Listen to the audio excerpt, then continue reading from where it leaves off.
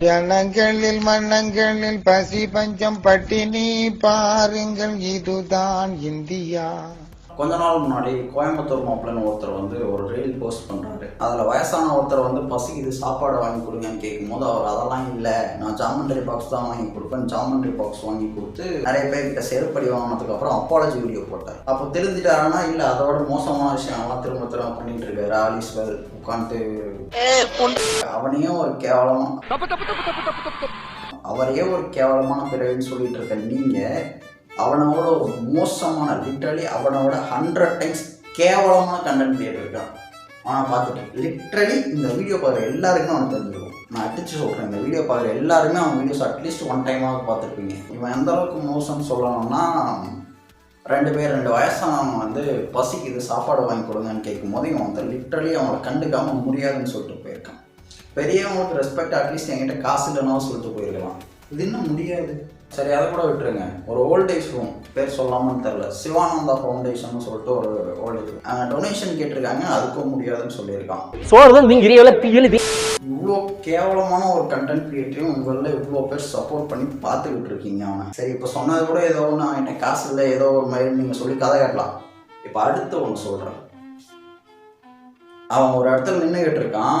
ஒரு handicap uncle கால் நோண்டி நடந்து வந்துட்டு இருக்காரு.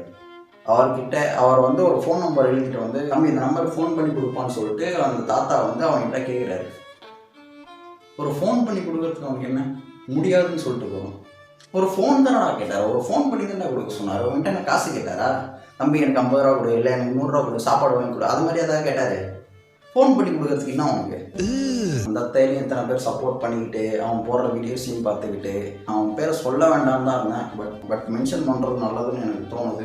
அவன் பேர் வந்து பெரிய மனுஷன். அவனோட யூடியூப் சேனல் பேர் லார்டு பிஸ்தா. இந்த பொழப்புக்கு 4 பேர் பூல உமி பொழைக்கிற மாதிரி கிகோலோ பையா.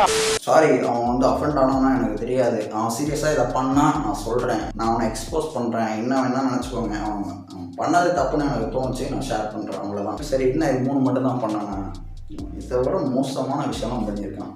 அந்த சொன்னால ஹேண்டிகேப் தாத்தாவுக்கு ஃபோன் பண்ணி கொடுக்கலன்னு சொல்லிட்டு அதுக்கு அடுத்து ஒரு 3 நாள் கழிச்சு இன்னொரு அங்கிள் ஃபோன் கேட்டிருக்காரு.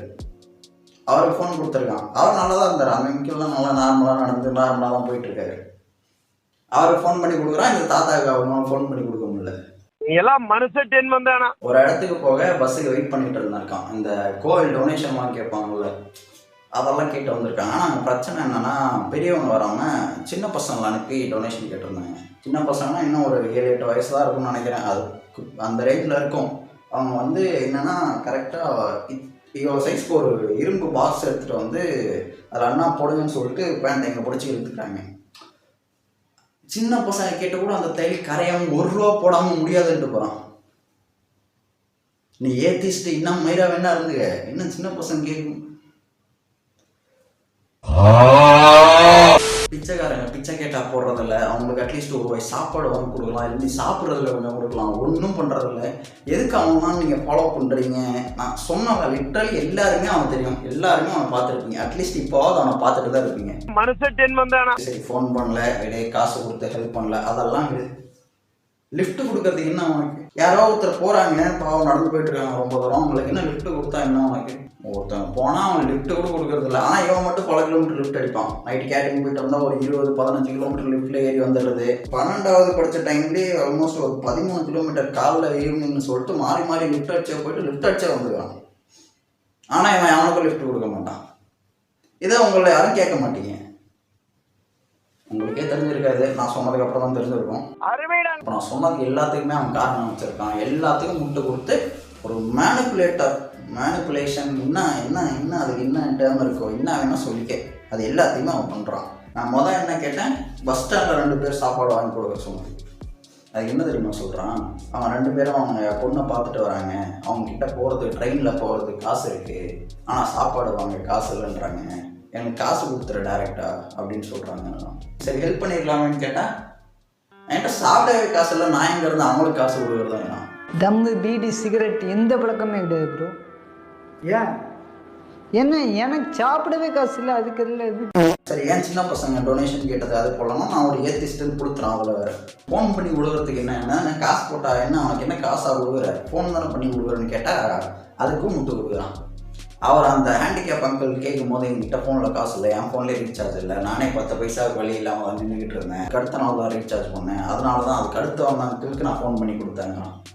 நீ முட்டா மேனிபுலேட் பண்ணுறா, யார் பார்த்தாங்க உன்னை, யார் பார்த்தாங்க சொல்கிறதெல்லாம் நீ என்ன சொன்னால் நான் நம்பி தான் ஆகணும். டெட்புல் அண்ட் வுல்வரினுக்கு செகண்ட் ஷோ போகிறோம், அவன் கிளாஸ்மேட் ஒருத்தனை கூட்டிகிட்டு போகும்போது பஸ்ஸில் போயிட்டு இருக்கும்போது ஒரு பாட்டி அவங்க போகிற இடத்துக்கு 5 ரூபா டிக்கெட்டு, ஆனால் அவங்கக்கிட்ட 2 ரூபா தான் இருக்குது, இன்னும் ஒரு 3 ரூபா அவங்களுக்கு தேவைப்படுது. 3 ரூபா கொடுத்து கூட அவன் ஹெல்ப் பண்ணல. அவன் கூட ஒருத்தவங்கன்னு சொன்னான்ல, அவன் தான் 3 ரூபா கொடுத்து ஹெல்ப் பண்ணான். நான் தான் டெட்புல், ட்ரீட்மெண்ட் எனக்கு பவர் கொடுக்கல, பதிலுக்கு என் கொஞ்சம் செட்டு போச்சு. அவன் யூடியூப் அக்கௌண்ட்டில் ஒரு வீடியோ போட்டிருப்பான், போஸ்ட் ஆஃபீஸ் ஸ்கேம்ஸ்னு சொல்லிட்டு. அந்த போஸ்ட் ஆஃபீஸ்க்கு போயிட்டு வரும்போது ஒரு தாத்தா வந்து அவர்கிட்ட நம்பி ஏதாவது ஒரு 10 ரூபா இருந்தால் கொடுப்பா, நான் வீட்டுக்கு போகணும் அப்படின்னு சொல்லிட்டு கேட்டிருக்காரு. கொடுக்கல, 10 ரூபா கொடுக்கல, 3200 ரூபா கொடுத்து ஏமாற தயாராக இருந்த அவன் ஒரு தாத்தாக்கு 10 ரூபா கொடுத்து வரவில்லை.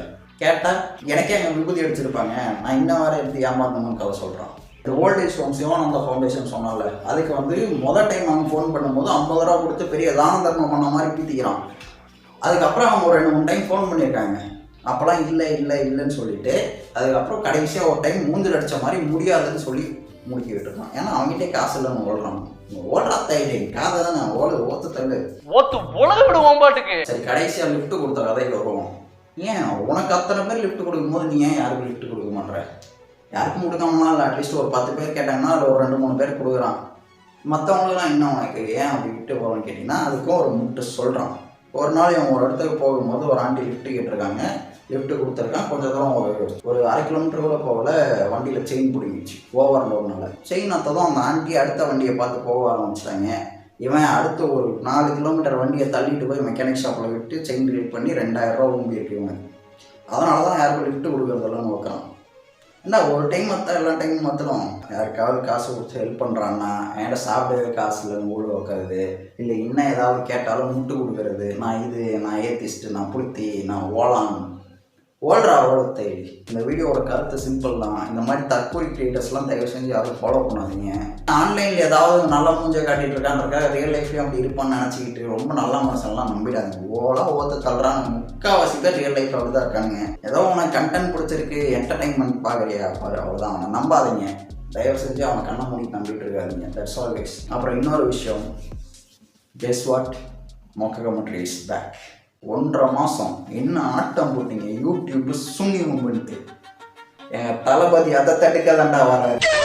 ஓகே, நான் சொல்ல வந்த கருத்துக்கள் முடிந்து விட்டது. நான் அவளை அடுத்த வாரம் இன்னொரு வீடியோவில் பார்க்கணும்னு நினச்சிங்கன்னா தண்டா போகிறேன், என்ன பண்ணணும், நான் உங்களை அடுத்த வாரம் பார்க்குறேன்.